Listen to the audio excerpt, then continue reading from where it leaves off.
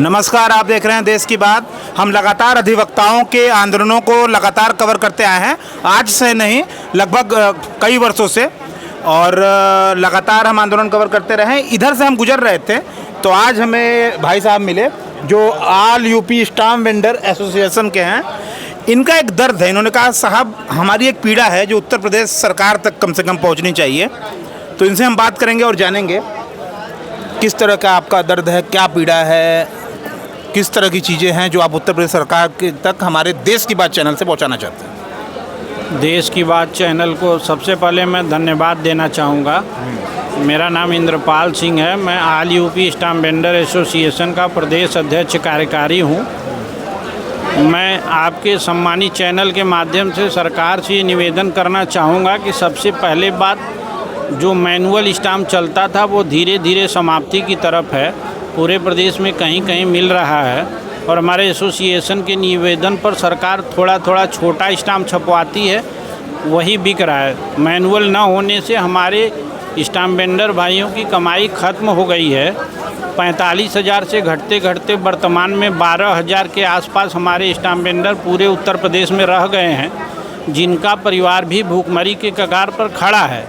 क्योंकि 1 लाख रुपए का अगर ई स्टैंपिंग हम करते हैं तो उसके सापेक्ष हमें 92 रुपया 40 पैसा कमीशन मिलता है, जो कि नगण्य है। क्योंकि उस एक स्टैम्प छापने में हमारे खर्चे 15 से 20 रुपये आते हैं। क्योंकि प्रिंटर हमारा होता है, लैपटॉप हमारा होता है, बिजली हमारी होती है, जगह हमारा होता है, समय हमारा होता है।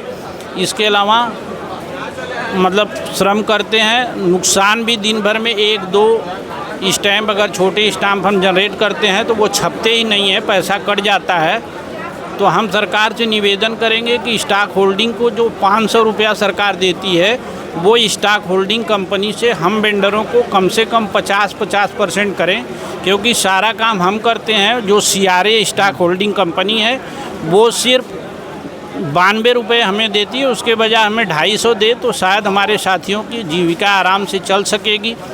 चूँकि मैं सबका साथ सबका विकास वाली बात में विश्वास रखता हूँ, सरकार का सम्मान करता हूँ, तो इस कल्याणकारी सरकार से चाहूँगा कि हम लोगों को स्टॉक होल्डिंग से कमीशन जो है वो 250 रुपया दिलवाया जाए और छोटे स्टाम्प जो हैं वो छापा जाए। सरकार से एक बार सुनने में आया था माननीय मंत्री जी से कि हम लोगों को 5 या 10 रुपया अतिरिक्त प्रिंटिंग चार्ज लेने का पब्लिक से आदेश मिलने वाला है, वो अभी मिला नहीं। तो छोटे स्टाम्प पर भी हमें ई स्टाम्प निकालने में या मैनुअल उपलब्धि नहीं है तो ई स्टाम्प निकालते हैं, लगभग 0 पैसा भी या माइनस में कह लीजिए कमीशन मिलता है। तो 10 रुपये सरकार हमें पब्लिक से लेने का अधिकार दे, जिससे कि हमारे साथ न्याय हो। अच्छा, क्या कारण है कि इतना ग्राफ गिरता गया? कारण क्या है इसके पीछे? सरकार डिजिटलीकरण के तरफ फोकस की। मैनुअल स्टाम्प में सरकार का ऐसा कहना है या लोगों का ऐसा कहना है कि काला बाजारी होती थी, उसको देखते हुए मैनुअल स्टाम्प छापना बंद करके फिजिकल स्टाम्प के बजाय ई स्टैंपिंग ले आई। और ई स्टैंपिंग में कमीशन जो है हमें एकदम नगण्य है, हम मजबूर हैं।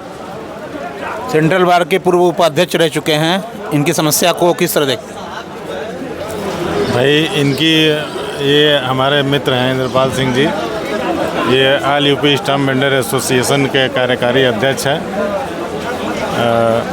हम भी ये कहना चाहेंगे कि पहले फिजिकल स्टाम्प रहता था जो है, तो मैनुअली तरीके से जो है किसी भी क्लाइंट को हम लोग तुरंत, कोई भी काम अगर आता था तो हम लोग काम को तुरंत करके उसको तुरंत 2 मिनट के अंदर जो है काम करके मुहैया करा देते थे। लेकिन अब क्या है, ई स्टैंपिंग होने की वजह से ये भी प्रॉब्लम आ रही है कि कभी लाइट नहीं रहती है, कभी स्टॉक होल्डिंग को पैसा दिया जाता है तो वो उसके अंदर रहता नहीं है, कभी ओके नहीं होता है तो छप नहीं पाता है, जो है लाइट की समस्या हो जाती है। इस वजह से ई स्टैंपिंग की वजह से तो काफ़ी समस्याएं खड़ी हो गई हैं। तो हम यही कहना चाहेंगे बाकी स्टाम्प वेंडरों के लिए ई स्टैंपिंग का जो कमीशन, जो फिजिकल स्टाम्प में कमीशन मिलता था वो काफ़ी कम है इसकी तुलना में। जो है ई स्टैंपिंग में कमीशन काफ़ी कम है। 1 लाख रुपए की स्टाम्प छापते हैं तो इन लोगों को 92 रुपया मिलता है। तो इन लोगों का परिवार किस तरीके से चलेगा? काम की भी कमी हो गई है। पहले क्या था कि इन लोगों को जैसे कोई काम आता था जो है तो तुरंत 4 स्टैम्प वेंडर मिलजुल करके फिजिकल स्टाम्प को मुहैया करके तुरंत काम को अंजाम दे देते थे। लेकिन ई स्टैंपिंग होने की वजह से कभी कभी पैसा भेज देते हैं स्टॉक होल्डिंग में, पैसा शो नहीं करता है। इन लोगों को 2 से 3 घंटा 4 घंटा झेलना पड़ता है। उसमें वकील भी परेशान होता है, वादकारी भी परेशान होते हैं, वेंडर को भी परेशानी झेलना पड़ता है। तो तमाम तरह की समस्याएं हैं। जब से जो है ई स्टैंपिंग आया है तब से स्टैम्प वेंडर परेशान है। क्या आंदोलन की आवश्यकता है? हमें लगता है कि अब आवश्यकता आन पड़ी है आंदोलन करने की, क्योंकि सरकार से बार बार प्रयास किया जा रहा है, माननीय मंत्री जी के यहाँ प्रयास किया जा रहा है, और शीघ्र ही नहीं सुना गया तो स्टैम्प वेंडर आंदोलन करने को विवश होगा। मैं अधिवक्ता होने के नाते एक बार मैं और कहना चाहता हूँ कि जैसे स्टैम्प वेंडर एसोसिएशन या स्टैम्प वेंडर या अधिवक्ता दोनों एक सिक्के के 2 पहलू हैं। हमारी ज़रूरत इनकी पड़ती रहती है, इनकी ज़रूरत हमें। हमको इनको टिकट दरख्वास्त से लेकर के स्टाम्प वगैरह सब हम लेते हैं। इसलिए हम ये कह सकते हैं कि ये दोनों एक सिक्के के 2 पहलू हैं। अगर इनकी प्रॉब्लम है, इनका दुख है, तो वो मेरा दुख है।